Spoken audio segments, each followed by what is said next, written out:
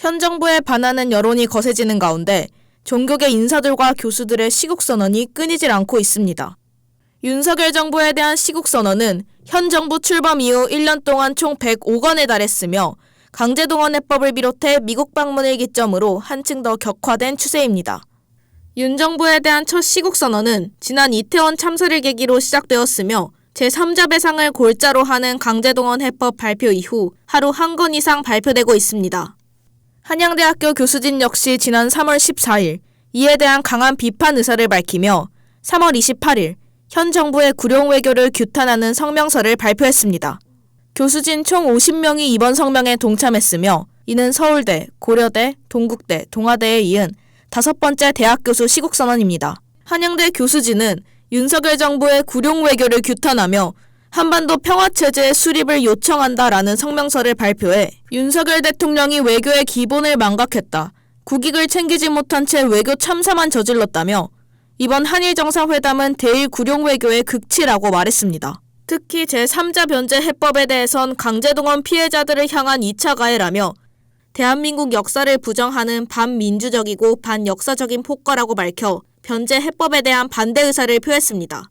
성명서 중 일부에는 윤석열 정권이 들어선 이후 한국 사회 전반에서 급격한 퇴행이 진행되고 있다고 표현하며 미래에 대한 우려 역시 보였습니다.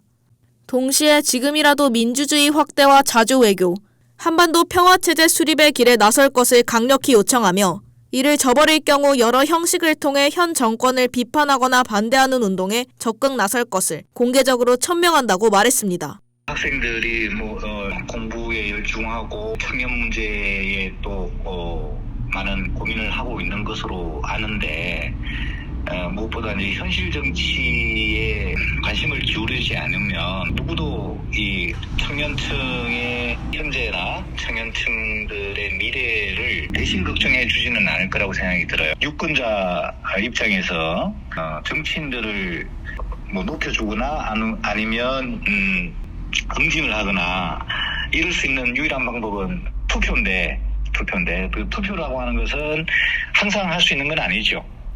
대신 일상적으로 우리가 할 수 있는 일은 우리 교수님들이 이렇게 뜻을 모아서 성명서를 발표하는 것처럼 청년들의 뜻을 모아서 목소리를 내는 것이 현실적이지 않는가 이런 생각을 합니다. 외면해서는 안 되고 계속 관심을 가지고 잘못된 방향으로 가고 있다고 판단할 때는 브레이크를 걸어주고 좋은 방향으로 가고 있다고 생각한다면 격려를 할 수도 있는 거죠. 응원을 보낼 수도 있고. 그래서 어느 쪽으로 하든 외면만은 하지 말자 이런 말씀을 좀 특별히 강조하고 싶습니다. 각종 단체의 현 정부에 대한 비판은 아직까지도 계속되고 있습니다. 이번 시국선언은 본교 학생들로 하여금 시민의식을 고취시킬 수 있는 기회로 작용할 것으로 예상됩니다. 이번 일을 통해 보다 많은 학생들이 능동적으로 세상을 바라보는 날이 오기를 기대합니다. HUBS 윤지우입니다. HUBS